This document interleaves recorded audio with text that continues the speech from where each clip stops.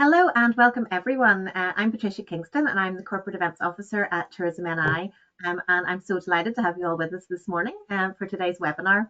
This is the first session in our AI for Tourism webinar series, and we've got lots of exciting things to cover over the next couple of months in the world of AI. And today we're kicking off with an introduction to AI in tourism. We're absolutely delighted to be joined this morning by our expert speaker, Kieran Connolly from Profile Tree. Anyone that was at our tourism conference back in April last year will have seen Kieran in action, complete with an AI generated song to introduce one of our speakers on the day. So following the conference, so many of you told us you really wanted to hear more. So that's why we've developed this series along with Kieran. I say along with Kieran. Kieran's developed the series because I don't know anything, so I can't wait to hear it all as well over the next couple of months, Kieran. So here we are over the next 45 minutes or so. Kieran's going to be explaining what applications AI can have within tourism and hospitality, how you can potentially use that to improve customer service and personalization and efficiencies within your operations. And then after the main presentation, I'm going to pick up as many of your questions as I can, because I imagine there might be quite a few. So if you do have any questions, just pop those into the question box. I think there's a box with a little question mark on it there. Pop any questions in there during the presentation, and I will pick up as many of those as I can at the end. So I don't want to take up any more time because I know Kieran's ready to go. So it's my absolute pleasure to introduce and hand over to Kieran Connolly for today's session. Morning, Kieran, and over to you. Good morning. Thank you very much. Brilliant. No, and thank you everyone for joining. So we're going to start with a very quick poll, if you don't mind, and we're going to share the results in 60 seconds. And while you're completing that poll, it'll pop up and just tick one of your boxes when it does. We want to talk about how we're going to run today's session and what's coming up next. So today we're going to focus on AI as an overall topic and share where the industry is and share some ideas and to get you thinking about how you can introduce AI into maybe some of your business or all of your business. We have these 4 other webinars and they are in detail webinars on specific topics within AI in tourism. So we share the link for these at the end of today's session. But if there's anything that you'd like us to cover, do let us know in the chat today. We'll also have a set of handout for key notes from today's talk, and Patricia will explain how to get access to that at the end of the webinar. So there will be some action points for you to work on before the next webinar.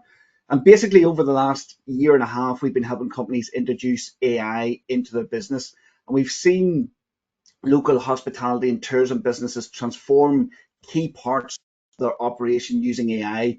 The biggest and easiest areas for improvement is probably the marketing department and how you market your business, from helping with content creation, analyzing data and decision makings around your marketing.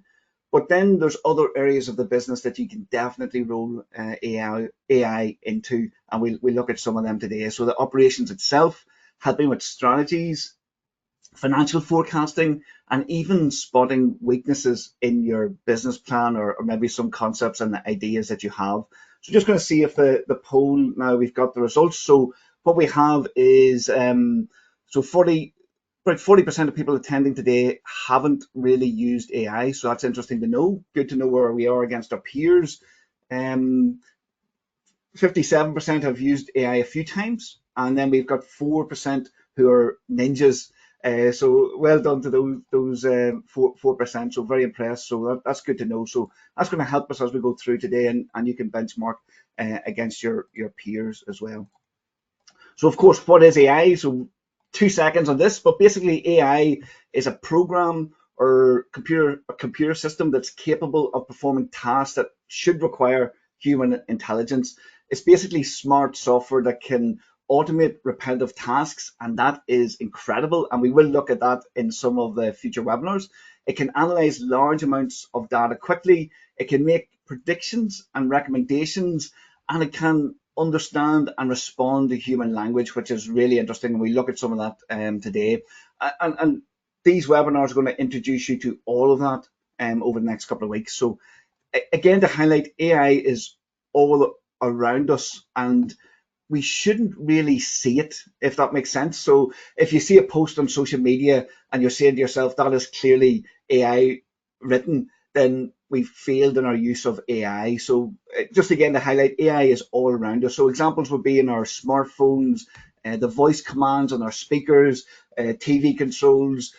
Banks use it to identify unusual patterns in your spending, and hence you get those slightly annoying text messages to check that a payment you're processing is real. The spam filters on your email, all of these are operated by AI. And we think of Google search, even, or search engines, the results we get there, they're run by an algorithm or AI. Our social media feeds, what these social platforms decide what we or our customers see when they open their social platforms, it's all run by AI. So AI is all around us and has been for many years. And we shouldn't really see big blue robots in what we're doing or when we're doing AI. So what we're doing now is we're going to have a little video, and I'm just going to play a minute of this, if that's okay.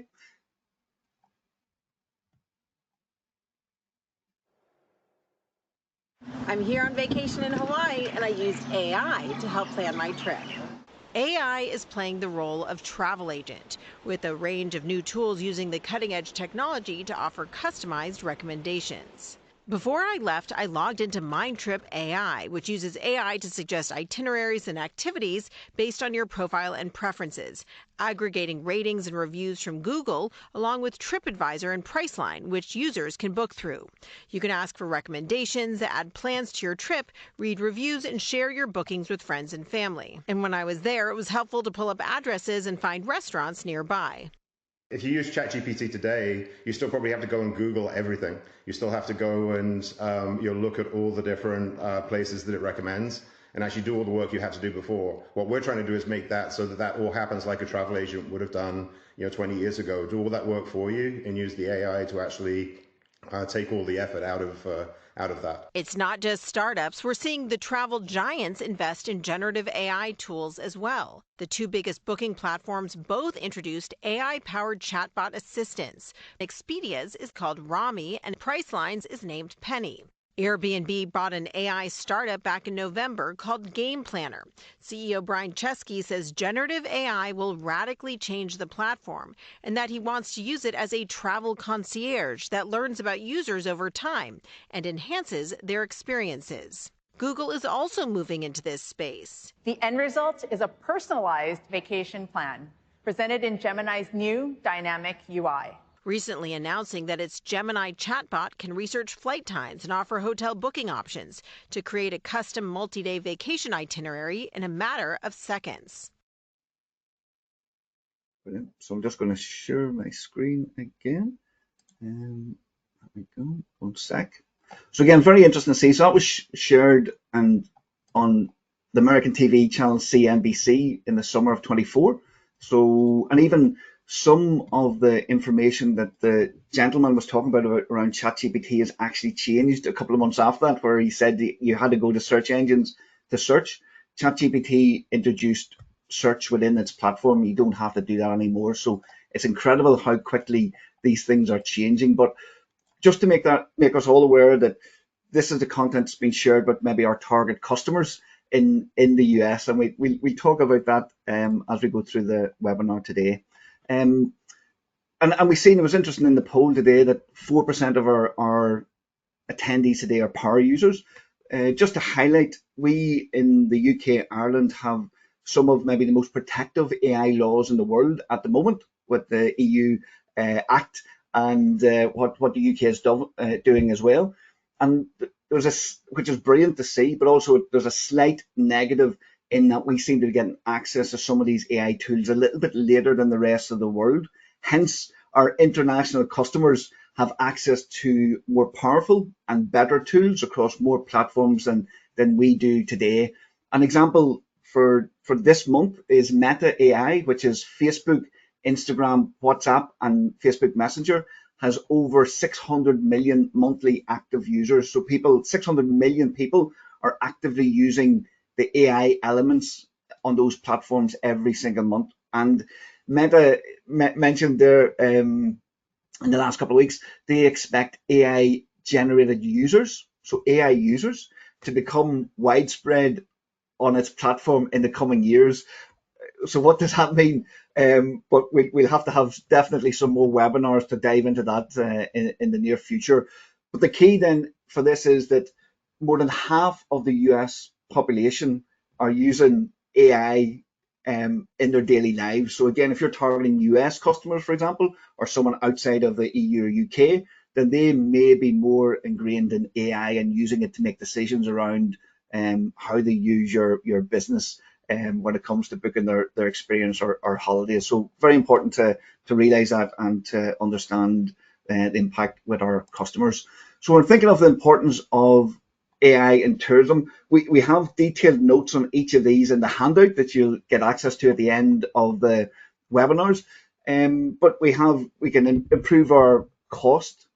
So we can really reduce cost by using AI. We can improve our data experience and understanding of what our customers are. So for example here, and all of these images are created using AI today. And in the top right corner, we have an image of the Dorchester Hotel. And what they did, they looked at AI and implementing some AI around the data that they have. We all have incredible data in our business, and they looked at big data and analytics. These are terms that us tech companies use to scare people when we describe what we do, but definitely don't be telling anyone about that. But basically what they did is they used AI. They went and pulled 7,000 reviews for the hotel and fed that into an AI tool and asked it to identify trends, ways to improve their operation, asked them about the sentiment and if there was recurring problems or opportunities. And what the data that they got back will enable them to update their menus and add new products, remove things from the menu that were causing constant issues, but over a period of time they missed it. Like 7,000 reviews over a number of years. It's just an incredible amount of data for anyone to go through.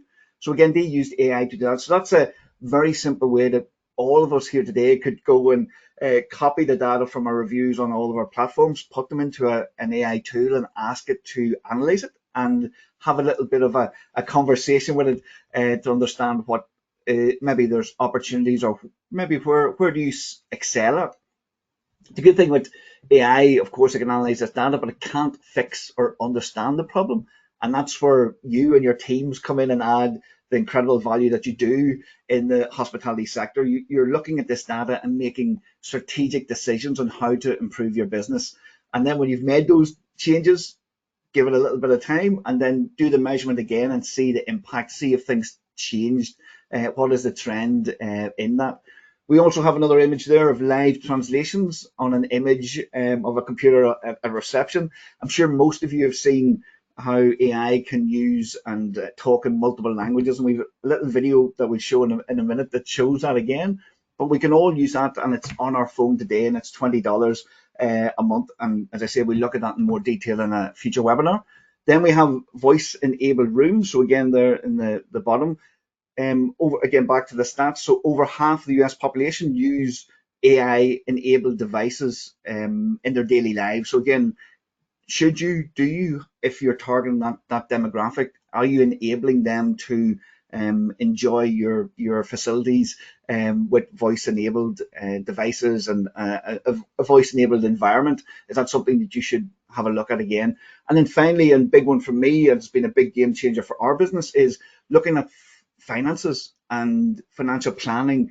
So again, predicting occupancy, for example, helping plan out a new service, a new offering, or building out business plans and so much more. This is where AI can help you. So it's not just a standard write an article or a post for social media. When we look at the state of AI in tourism, we can see again just some stats, and it's really interesting. And thank you for doing the poll at the start. It gave us a really good measure of where the industry is, where everyone is today.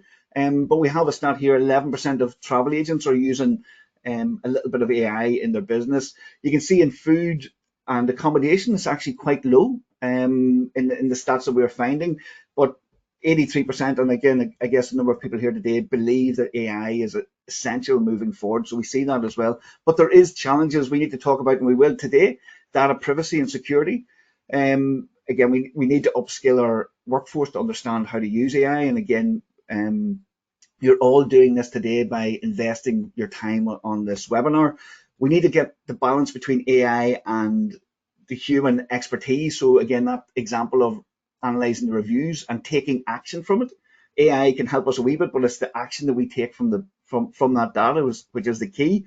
And we want to talk about ethics around AI, and we're going to cover all that today. But let's have a quick look at this video first.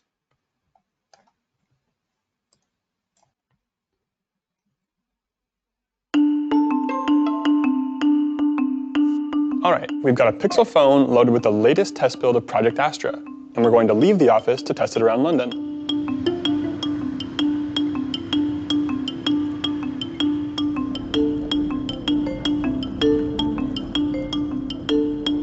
I've got this email with apartment info. Can you tell me the door code and remember it? I'll remember the door code for you. It is 1170. To unlock it, enter the code and then press the unlock button. Based on these symbols, how should I wash this? The tag shows to machine wash at 30 degrees Celsius. Avoid bleach and tumble drying. Iron on low and dry cleanable. Then what settings should I use on this machine? Based on the laundry instructions of 30 degrees Celsius, select the 30 setting under Easy Care on the dial. I've got this list of recommendations. Can you tell me a bit about some of them? I can search for these places for you. Cold Drops Yard is a shopping destination with unique industrial design. Luminary Bakery is a social enterprise bakery, and Tate Modern is a modern and contemporary art museum. Now we're going to try Project Astra out on the street. Let's see what it can do. I've always said scone, but now I'm hearing people say scone. Can you help me with the pronunciation? It's a fascinating topic, the pronunciation of scone. Both scone rhyming with gone and scone rhyming with bone are accepted pronunciations, though regional variations exist. What can you tell me about this sculpture? The sculpture you're seeing is called My World and Your World by Eva Rothschild, located in Lewis Cubitt Park in London. What kind of themes does her work explore? She creates abstract sculptures that invite viewers to interact with and interpret their surroundings in new ways. Would these do well if I planted them back home? Mountain fleece can grow well in New York. They prefer full sun to partial shade and moist, well-drained soil. So your garden in New York should be a good fit for these flowers.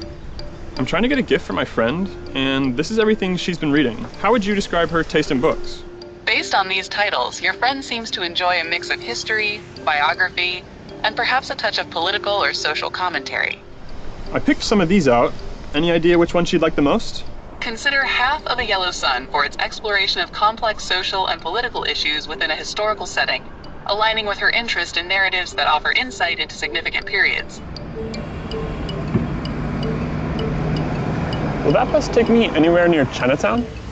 Yes, it does. The 24 bus route goes through Leicester Square, which is very close to Chinatown. Are there any landmarks on the way? Riding the number 24 bus, notable landmarks you will likely encounter are Westminster Abbey, Big Ben, and Trafalgar Square.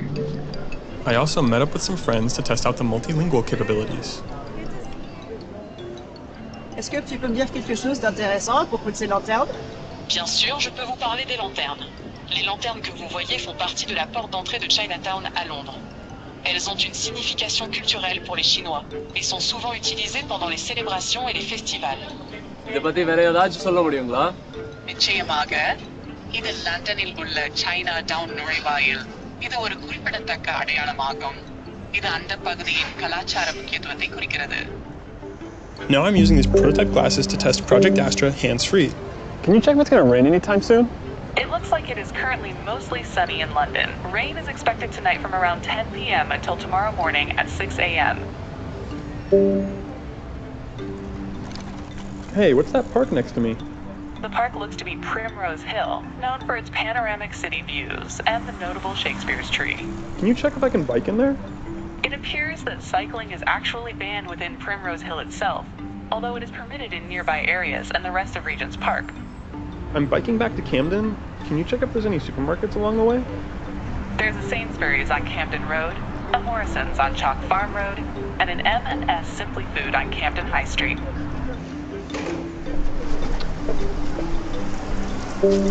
What was the door code again? The door code you saved previously is 1170.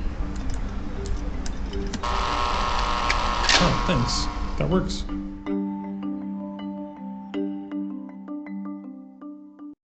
And I'll just jump back to share again. So one sec. So again, with that, very interesting. If you're watching the playback, back in the top left corner of the video, it tells you what elements of AI are being used and demonstrated while it's going through the demo.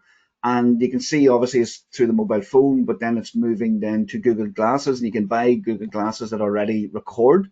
So it's only a minor step now to get this reduced or released, but basically our own personal AI assistant. Very interesting. Again, also he asked about the flowers would it grow in my home, and it knew his home was New York, not in London, while he's touring around London. So will people bring their own personal AI with them? And because again, it's already in our phones and in our devices. And what impact could this technology have in your business, and how can you use it to market and deliver better service to your customers as well? So very interesting to see. So that technology has been released to developers, and developers are already working on apps. I'm going to bring that to our mobile phones in the very near future and to the glasses. Again, even looking at Google Maps, I know Google Maps is massive for hospitality and tourism businesses.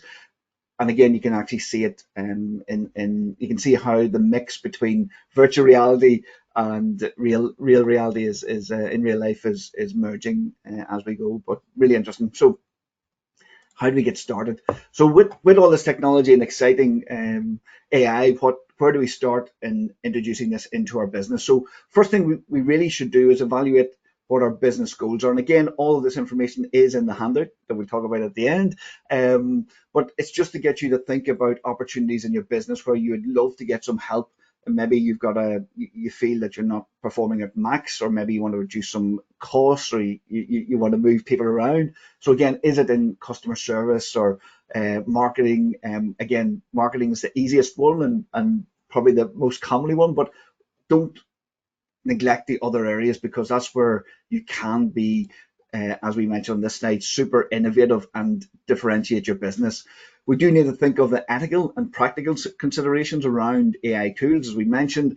And another big one I think people really do miss is the data analytics. So sorry, that's a phone in the background there. So once that's it off. So when we think, so yeah, so do go through this on the handout and see what how you can apply it to your own business. The point of the robots here is just do be realistic. Obviously, introducing anything new into the business does require a cost. So there's going to be a cost of your time where you're learning and investing like you are today, or money. But it is definitely well worth doing. You will transform part of your business by introducing some elements of AI into it. So I'd recommend take 2 hours and work through the handout before the next webinar, and that will help you really think of key business improvements that you can focus on, so you can really make an impact with AI. For example, don't spend your time trying to learn how to create AI videos if your time will be better spent working through your financial plans, analyzing your reviews, or your general strategy, for example.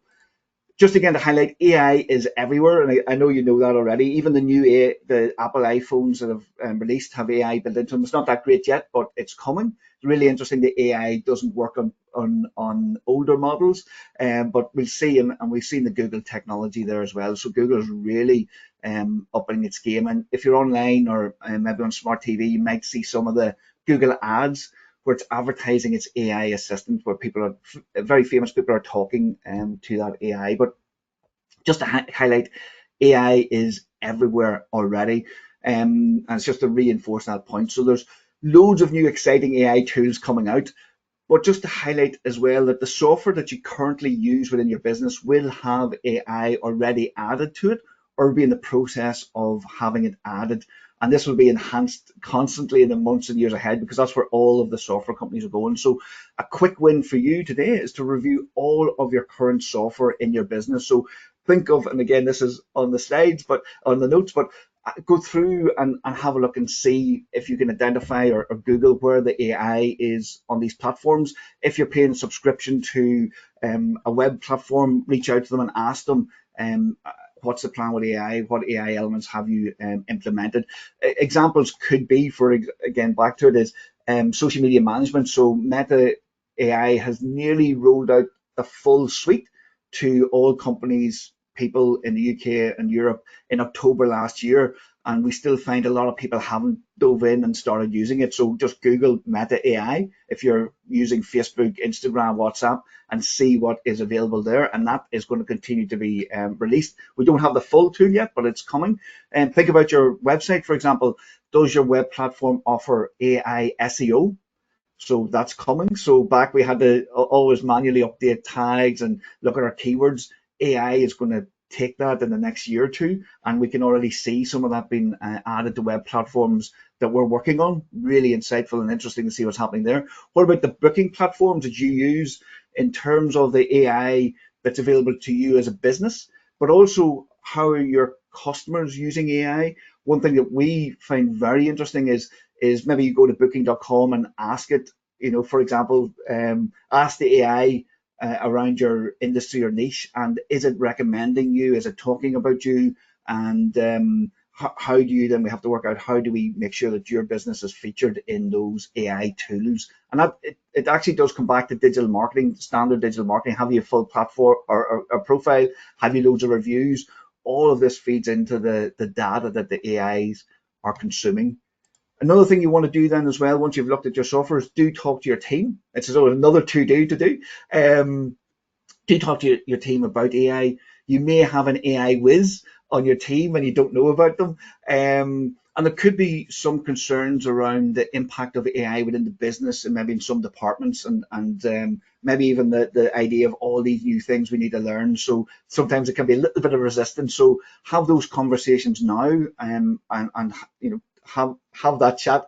And again, we've got some notes on the handout that you can go through. When we're trying to integrate AI into our business, make sure. So when we're trying to integrate AI into our business, explain AI to your team in simple terms. It's already part of their daily lives, as you know now. Your mobile phone, your social media algorithms. You want to discuss how AI could maybe make their jobs easier, removing some of them boring admin tasks that drive people crazy. It can help providing quick answers to common customer questions. You want to address concerns around job security if some departments might be impacted that, and emphasize how AI can enhance their day-to-day job rather than replace. And we've got loads of examples of that as well. You can explore with them how AI might improve customer experiences in different departments or areas of your business.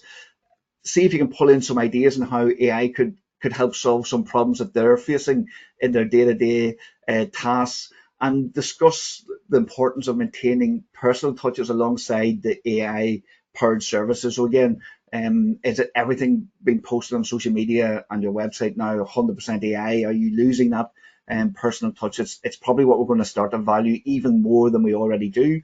You definitely want to talk about basic data privacy and why it's important, because again, if someone's putting data into these AI tools, do they know where it's going and what's happening to it? So we need to talk about that and highlight to them that there's an opportunity for them to develop their skills and to grow.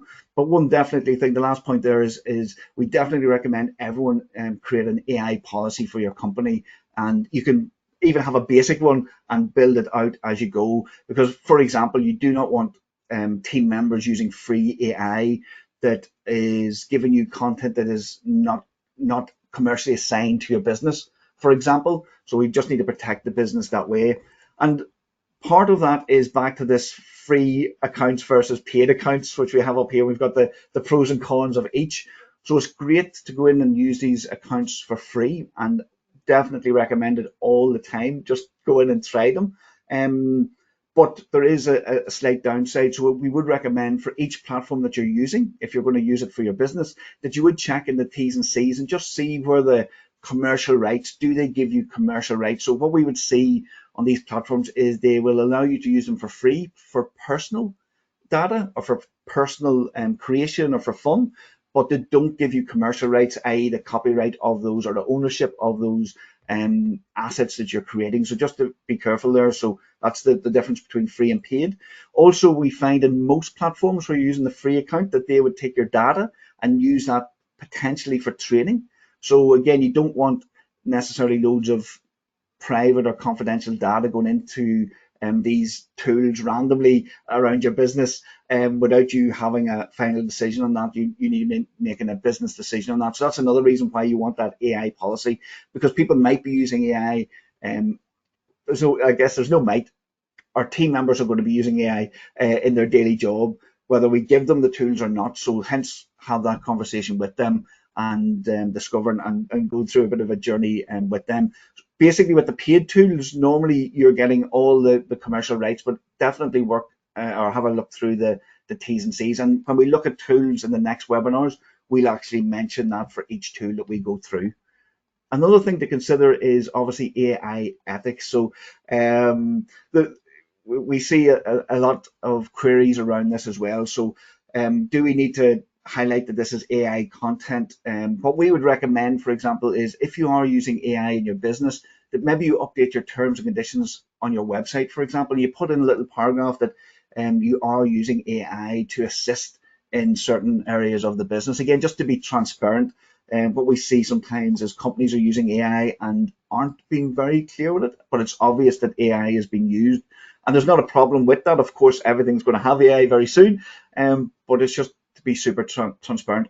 Sometimes, again, there's bias in AI for sure, because its knowledge is based on what it's been trained.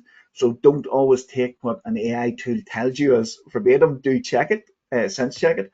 And again, back to the key point, the Dorchester is a great example. Think of AI efficiency, but human creativity. So the two together are unstoppable, like really. But again, a person having to go through 7,000 reviews over maybe 3 years, they'll never pick out some key points or trends and miss some things. And that can be done in 10 minutes using an AI tool. Again, copyright and intellectual property. So again, that's taking people's content and repurposing it using AI. Again, you just want to be careful and see if you can recreate content using AI. And as I say, we look at that in further webinars. And there is, of course, a sustainability impact here. We're all, the whole industry, the whole world, and we know what's happening in the environment around us. So sustainability is massive at the moment. These tools do have a large data usage. We heard the new government's plans for the UK being an AI centre for the world, which is brilliant, and they're talking about data centres and more power, and they do consume a lot of water as well to keep the machines cool. So there is a negativity around that. So for example, Google and Microsoft's water usage increased 20 to 30% between 21 and 22, and that's probably continuing. But these companies are working and have made commitments to be water positive by 2030, and Google aims to replenish 120% of the water it consumes by 2030 as well. And all of these companies are working on developing more energy and water efficient AI models, because obviously it's costing them a lot of money to run these, and obviously it's consuming a lot of resources. So there is a wee bit of stigma around that at the moment, but we expect that to improve as time goes on. So just to be aware of that, especially if you're really focused on sustainability. Now, there is an example of that, again, going back to it, being creative. The Mango, for example, the shopping brand, they have stopped using in-person models, and they now use AI for all of their adverts and to show their clothing. So it's all AI models, and they have explained that that's saving, back to sustainability, it's saving them taking a group of models and flying to different destinations around the world and consuming resources over a couple of weeks, where a full team are there taking photos and then bringing them back and editing. But it's also saving them a lot of money, and they can be very reactive and get products out to the market quicker. So they're using AI, and of course it's costing resources, but it's actually overall having a positive impact in the business. So again, how can you use that and roll that into your business as well?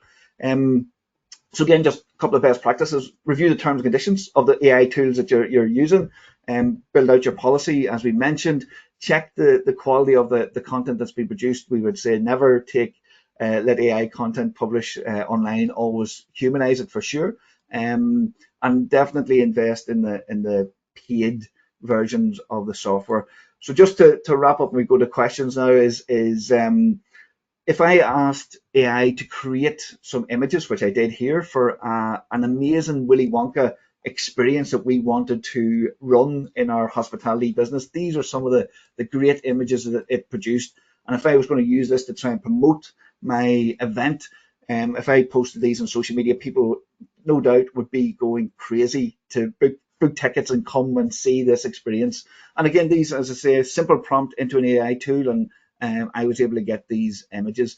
But the problem is, and it's a very good example of maybe what not to do, is this was what a company did do, and sadly, what happened was that the AI images went online, and of course, customers believed that that was the experience that they were going to feel or be part of when they bought the tickets, and that wasn't the case. So when they paid the £35 and they went to the facilities, it was nothing like any of the AI generated images, and obviously it turned into a disaster because everyone was very upset and looking for refunds, and it actually went viral. And sadly we see this happening maybe once a quarter now, globally in different sectors, that there is examples of this happening. So again, going back to it, AI is very powerful, but you do need to be very careful and think about what you're posting online. So the problems with these images were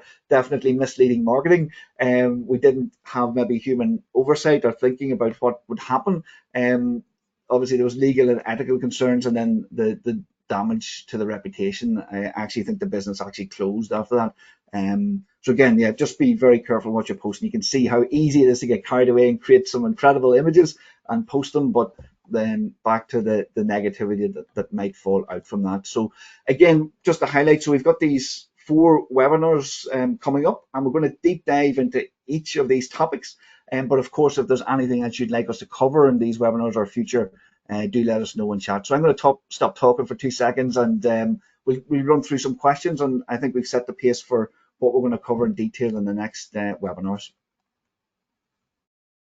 Thank you so much, Kieran. Lots to think about there, and what a great overview and introduction to everything. I think even people that are already using it, there's still been lots of things they can pick out of there as well. As you can imagine, it's been a busy chat box and question box as we've been chatting. So we will pick up as many questions as we can shortly.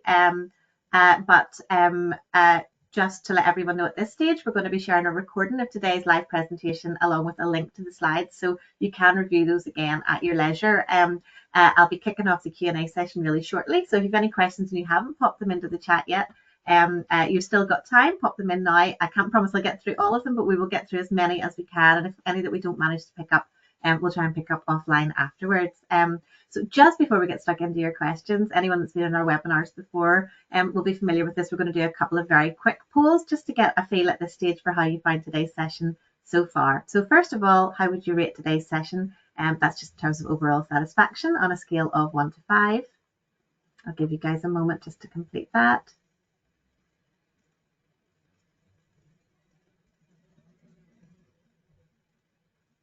Okay, thank you so much. And then we're going to do just a second poll to rate today's session in terms of content and relevance to your business. So again, that's on a scale of 1 to 5.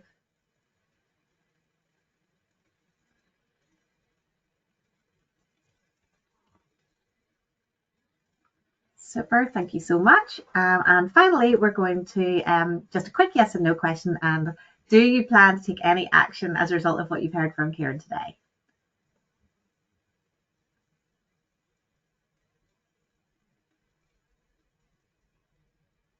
Okay, fabulous. Thank you so much. Thanks for taking the time to do that. It just helps us with knowing that we're right on the right track with things, but also in a follow-up email after this, we will be sharing the recording for today's session, but we also will include an evaluation link, and that is your opportunity to tell us what else you'd like to hear, also how you find today's session, but what else within AI, but also in general in the TED program you'd like to see from us in the coming year or beyond. So if you can take a few minutes just to fill that in once you receive it, we'd really, really appreciate it.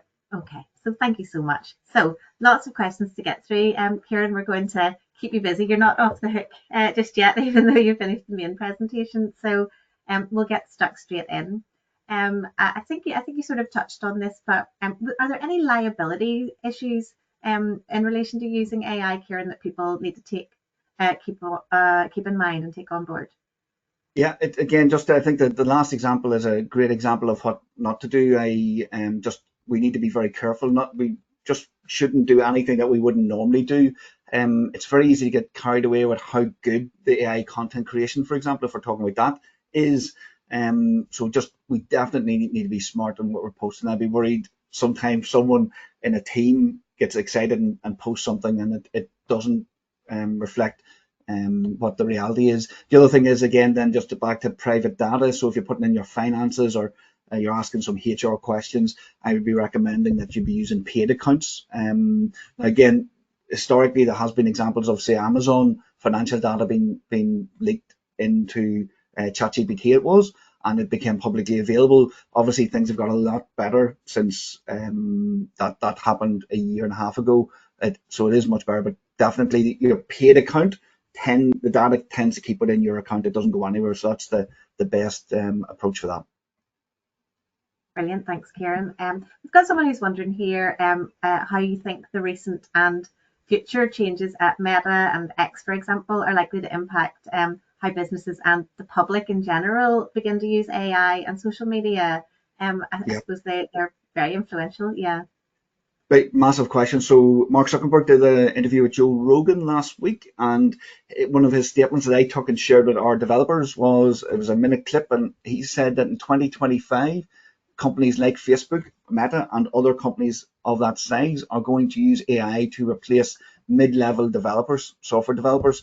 So again, AI is going to, not even juniors, but mid-level. So it's going to have a massive impact in what they're doing. But what we're seeing in those spaces, and then you've got the back to the free speech, and they're removing some guardrails, which is definitely a wee bit sad to see, because obviously we want to see safe online browsing as well. So there's going to be plenty of change there. They're going to drive it. What we have is we've got really good, tight EU, UK AI controls.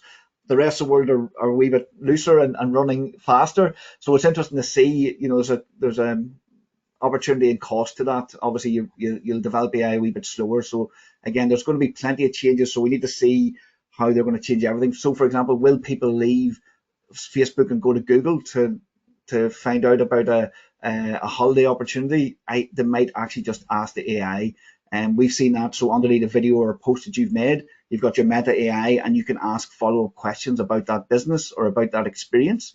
And the whole idea of what they want to do is keep people on the platform. So definitely you want to be aware of how that's happening. Another thing we've seen as massive in the last year is AI influencers. And again, I don't know if I've shared a link there in chat. I don't know if that works or not, but you can actually just Google AI influencers and that person will come up. But there is a lot of them out there, and they're doing deals with clothing brands and car manufacturers. And so we're going to see AI everywhere. The last thing, and we haven't explored it a lot, is even Mark Zuckerberg is explaining that he expects to see AI users on those platforms. So would we have an AI assistant of ours going to Facebook and doing searches for us? Well, that's what they're gearing up. So it's going to get very interesting in the years ahead. Yes, it's moving so quickly as well. So it's just trying to keep on top of it. We've had a couple of people that have been asking about what AI platforms you might recommend for doing data analysis on reviews. I know we are going to have a whole session on data analytics, so we'll not spend too much time on that today. But I don't know if you've even a one line on that. Totally. I'll be honest, ChatGPT is probably one that most people use. ChatGPT is amazing at analyzing data. So I would use that as a starting point. And just a tip on that one. So if you're putting in your data, that's brilliant.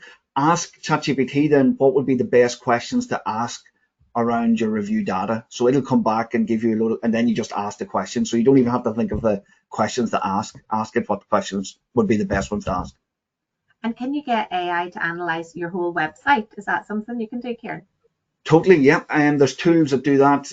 One that we use is Harper AI, HARPA AI. And again, it's free and has a paid plan, but it will analyze any website. It's a wee plugin you add to your Chrome browser or Firefox. And when you open a website, you just click and it will analyze it, it'll audit it, it'll tell you the keywords it's targeting, how good the content is. It will also do it for your competitors as well. It will price match pages as well automatically. So say you want to keep an eye on a competitor if their price, you can actually have a little bit of tracking. It'll send you an email if anything changes on that page. So and there's loads more tools going to be doing that going forward.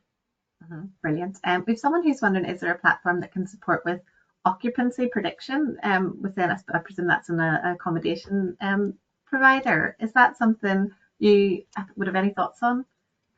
Again, yeah, what I would be doing there is, I haven't seen one specifically for that, but what I would be doing is I would be putting in your data, your historical data into ChatGPT, for example. So maybe you have a couple of years of that already gathered. And then if you do know of anything coming up or anything new that you're doing this year, feed that in as well and ask it to make predictions based on that. And then what you can do as well, it'll give you lovely charts and spreadsheets that you can actually use, but you can actually then ask it to what happens if X happens or Y happens. And again, the cheat is ask it what questions should I ask about this. So again, what happens if I'm out 10%, or up 10% or down 10%, and then you can start asking the questions of how do I actually achieve that. So I think any of the AI tools are brilliant at analysing data. That's one thing we don't do enough of with them. Yeah, I mean, the video of the guy in London was amazing, and it just sort of, I suppose it really brings it to life. And someone was saying here, obviously that they agree that was amazing, but how can we then ensure we don't lose that human interaction and human personality? I mean, I suppose that's what we in Northern Ireland, one of our big selling points is our people. So we don't want people to just be walking around just on their phone and not interacting. So it's getting that balance, really, isn't it, Kieran?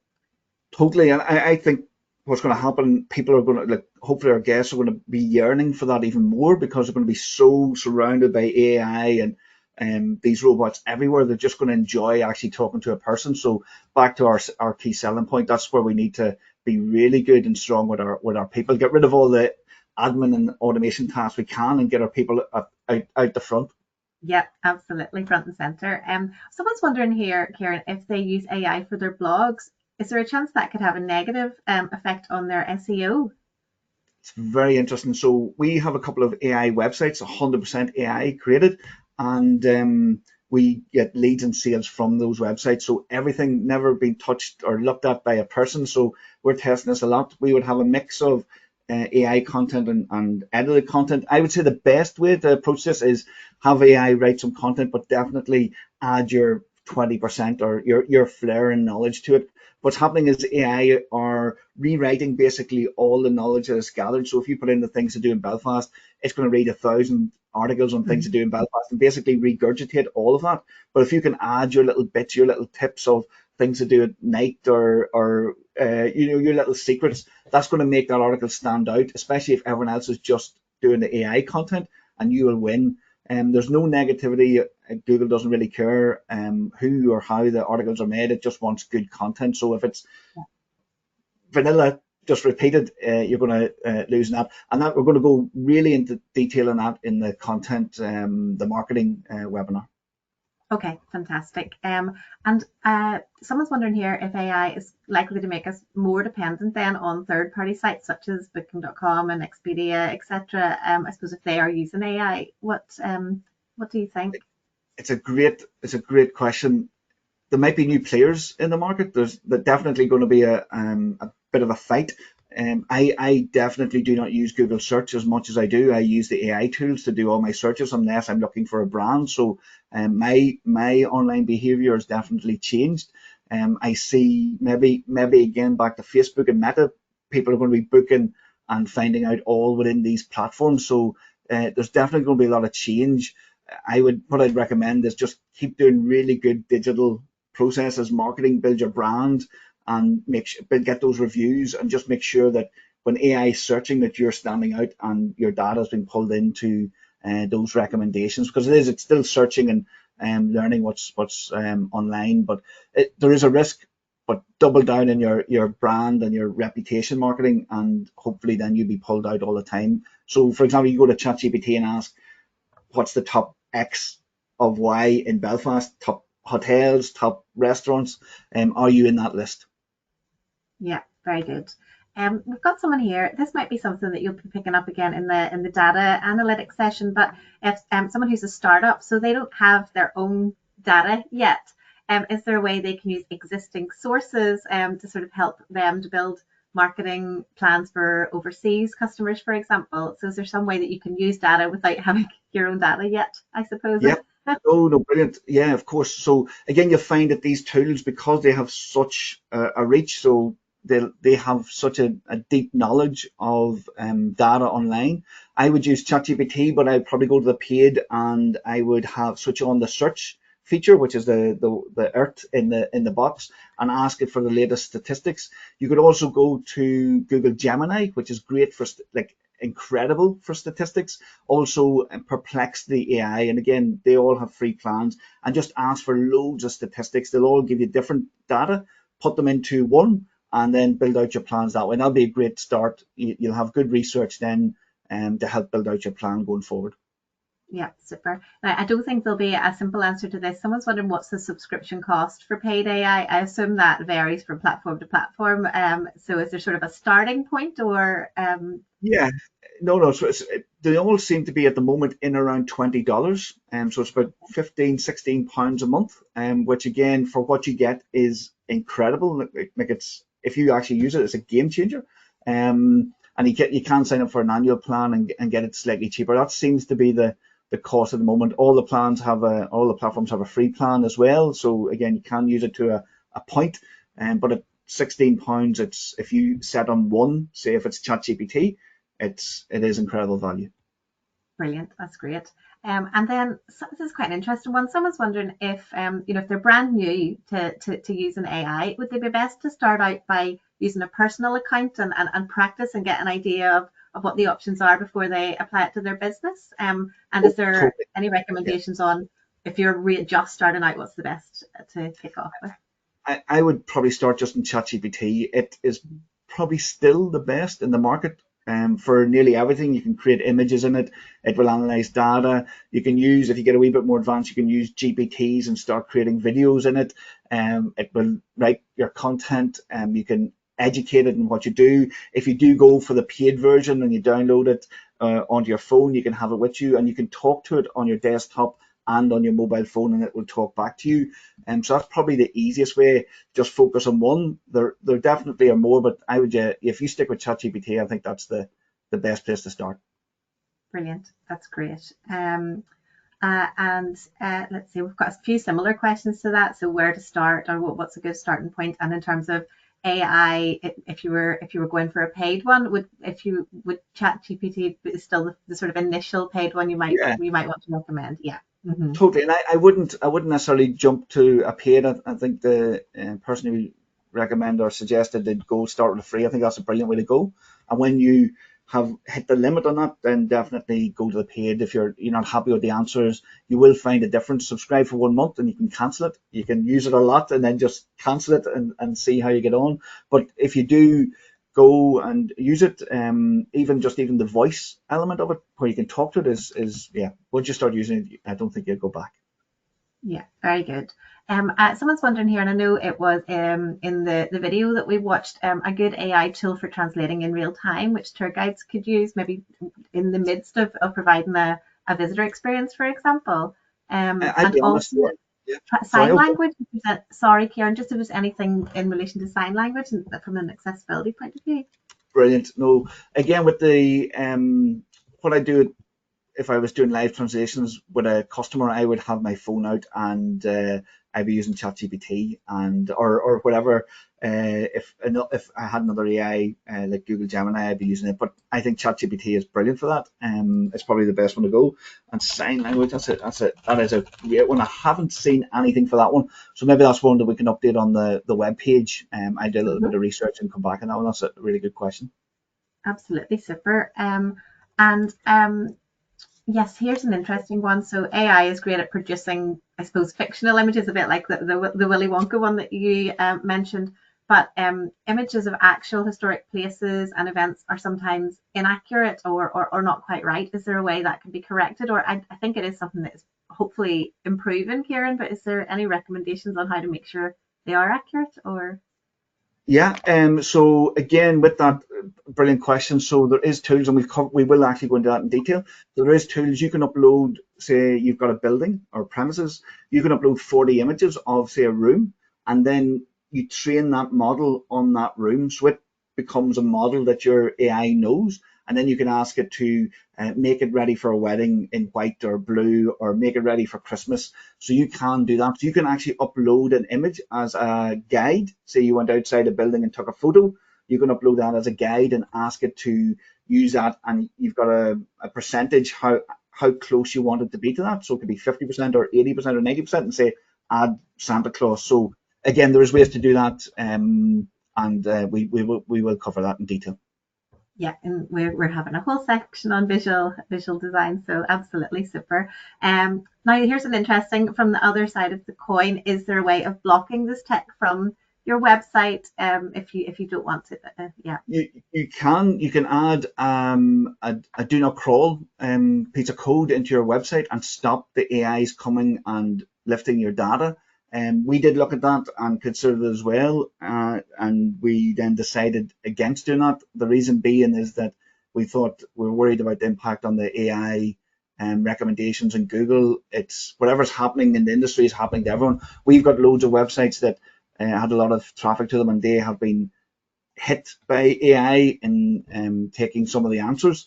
But in saying that, the flip of that, we have over 1,000 people visit our own business website a month from ChatGPT, and we see that in our Google Analytics. So go to your Google Analytics and have a look and go through your refers and see where ChatGPT is and these other tools, and you might be surprised. Yeah, absolutely. Now here's a good one, and again, I think the data one, everyone better come along on the 12th of March. But in terms of data privacy, are we best to use AI tools from companies in Europe or UK in terms of, I suppose, data protection or different laws instead of the US, or does that not really matter? Yeah, again, no, it's a brilliant question. Thankfully, the EU is protecting us to a point. They've got a fine for misuse of AI of 7% of global turnover. That's why the companies are a wee bit slow to add out or roll out these new AI tools to us. And obviously, Meta, for example, is definitely concerned, and there is concerns around how, say, Meta or these platforms might use our data. But any tool that you can use and pay for here, you'll be fine. They'll be using the right data centers. But if you are very cautious of it, I would definitely look at their T's and C's and just verify, are they using US data centers or UK data centers. So at the moment, we're comfortable in the AI tools we use, ChatGPT, because it's owned by 50% by Microsoft, and it's again a massive organization. So we're trusting that the laws put in place are protecting us there. Absolutely, that's great. Someone is wondering here, you had mentioned Perplexity as a platform previously, and they're wondering, is ChatGPT better, or is there? I mean, I know there's just so many, and we're not trying we're not sponsored by. No. Yeah, and we dive into this in more detail in each of the webinars. I was an avid user of Perplexity. I'd left ChatGPT totally, and for maybe 6 months, Perplexity was my number one tool.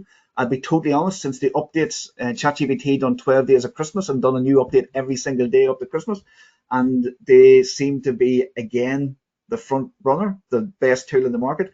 And sadly, I've left Perplexity in the last week, and I'm back with ChatGPT this week. But I'd say, again, the best tools in the market, 100% ChatGPT, can't go wrong. Google Gemini, which we seen at the video, it is Google were behind, and they have exploded into the AI space. So we expect a lot. I'd given up on Google in 24, and now ChatGPT is a real competitor this year. But you're right, Perplexity is a very good tool, and I would still have it open, and we'll dive into that in a lot of detail in the next webinar. I'm going to finish up with this one. Hopefully I've captured most of the questions there, but we can do a little review afterwards in case any I've missed. But I suppose this fits in nicely because it's looking ahead. But would you be touching on AI for use in email marketing, inspirational email marketing, in any of the future sessions, Kieran? Is that something we can cover? Brilliant. Yep, we'll make sure we cover that in one of the next sessions. Thank you. And anything else, if anyone lets us know, we'll make sure we cover it. So email, no problem. Yes, so as I said, we will be hopefully later today, if not tomorrow, be issuing an email with a link to a little evaluation form. So I'll make sure there's a question in there for other topics you'd like to see across the other sessions, and it means then we can chat, Kieran, and try and incorporate as much as we possibly can. Obviously, we're limited with time, so I'm going to go a minute or two over here, but I didn't want to cut the questions short because I just didn't want to let you off the heat there, Kieran. But thank you so much. All managed brilliantly. And I suppose don't forget, and you've seen it on the screen there, this is just the first in our digital AI webinar series. So we'll be every second Wednesday really over the next few weeks from 10 to 11. Our next one is on written content. Then in February, we'll be looking at visual design and video creation. And then finally in March, we're going to be doing a session on AI for data analytics. So it's an individual registration link for each one. So you can come to any or all and just sign up for whichever ones are most useful to you. If you head to tourismni.com/TED, you can find all the links to register there and any other upcoming TED activity. Also, if anyone here is not signed up yet to tourismni.com, it's very, very easy to sign up. And it means that you can ensure you're hearing about any other future opportunities, but also it's the way that you can access our dedicated e-learning platform, which has lots of always-on modules. I'm sure we'll be having an AI one in the future on there as well, Kieran, because it is such a hot topic. But do make sure you're signed up to tourismni.com. Take a look at our e-learning platform and see if there's any useful modules on there you can do in your own time. So thank you so much, Kieran, for today. That was absolutely fab. I can't wait for the next one in 2 weeks' time. So we'll be back on the 29th of January for our written content session. And thanks also to all the guys at Eventful, keeping everything running behind the scenes for us. They are real people, not AI. But yes, thank you so much. And thanks everyone who's joined us for today's session. We've had a brilliant uptake for this series, so we're delighted to see that, and we hope you've all enjoyed today and hope to welcome you along next time. Thanks so much, Kieran, and thanks everyone. Bye. Thank you. Thank you all.